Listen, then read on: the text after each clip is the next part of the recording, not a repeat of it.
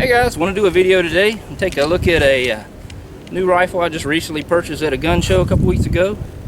Many of you recognize this beauty. This is the Lee Enfield Smelly.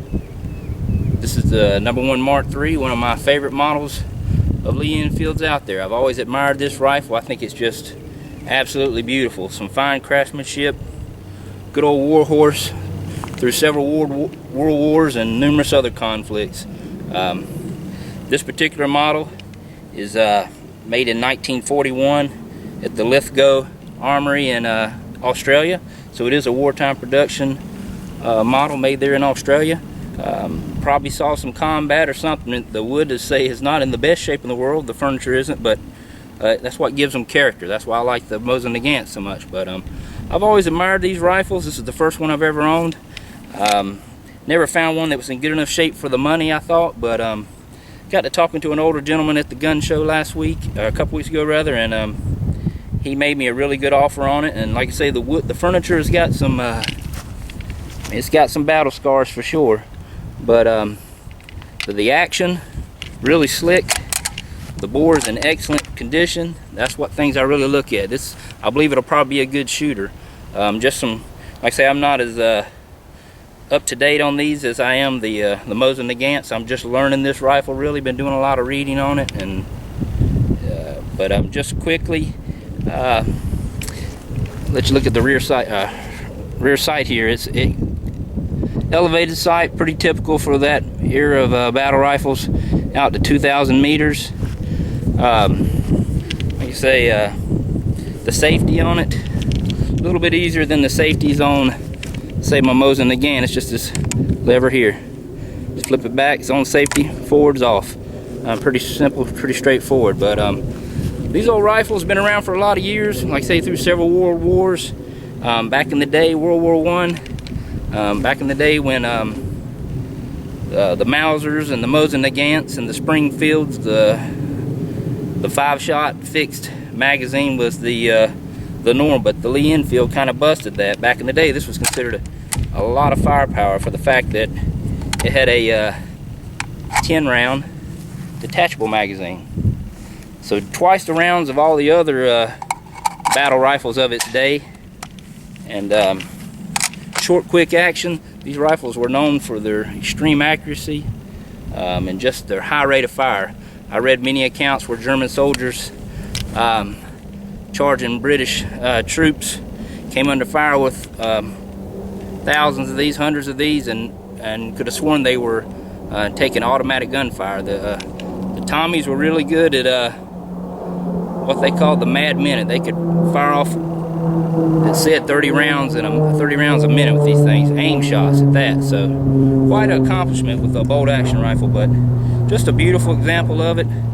A really nice, got a brass butt plate there with the trap door there for cleaning supplies, or kit, I suppose that's what that was intended for.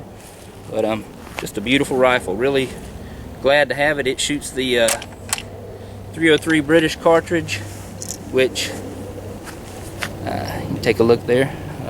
Sorry about the band-aid. My thumb is still recuperating from that unfortunate wasser incident we had down here at the range. But pretty nice round. It's 174 grain full metal jacket. Got a good little punch to it, and like I said, these rifles are known for their accuracy. So I'm gonna load her up here. We're gonna take a few rounds down range at the T-post down there. I got 3 bottles sitting there just waiting for some action. So let me get her loaded up, and we'll take a few shots here. Like I said, that front sight on this thing it's been drifted somewhat, so drifted to the left just a little bit. So I don't know. We'll see how accurate it is. Like I say, this is first time shooting it, so you guys bear with me. But tell you what, these rounds are expensive. I don't know if any of you guys out there know where I can get 303 British surplus or any other kind of ammo cheap. These are factory rounds, but I don't, just looking at Cheaper and Dirt and some of the other websites for 303 British ammunition, I don't believe I could have found a more expensive rifle to shoot than this one if I'd have tried. So, but we're going to shoot a few here. Let's see how she does. Let me get 3 loaded up here. And like I say, you can get stripper clips for these. I don't presently own any, but plan to acquire some in the future. All right, well, let's take a few shots downrange, guys. Hopefully I can hit these things. All right, make sure we're in view here. Let's see what we can do with it.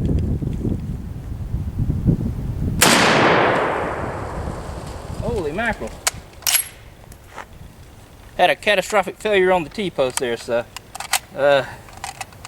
anyways, that looked like a pretty good shot. I'll see if we can maybe take out the rest of those here in a minute. Let me get it set back up. I'll be right back. All right, we got it set back up down there. Do enough dirt shooting around here. I want it up on the post where we can see the full effect of the hit, but recoil's not too bad, pretty manageable. That first shot wasn't that bad. I think my Mosin might kick a little bit harder. This is a pretty heavy, pretty significant gun. A lot of wood furniture here gives it some heft, but got them set back up down on this. See if we can take those other two out right quick.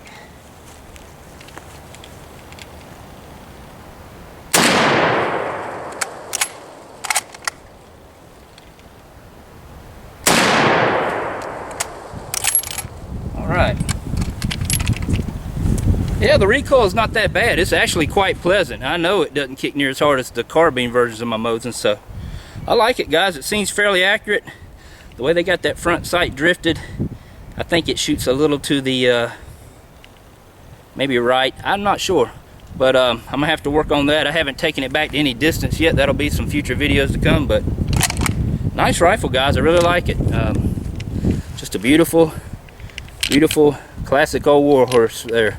So anyways, guys, I appreciate you watching. Y'all have a good one.